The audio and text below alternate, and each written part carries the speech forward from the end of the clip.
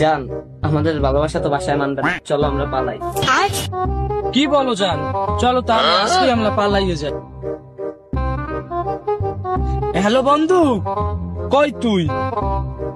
এই তো গাড়ি চালাইতেছি। একটু আয় তুমি আমার গাড়িটি নিয়ে। আচ্ছা তুই দাঁড়া, আমি আসতেছি, দাঁড়া দাঁড়া।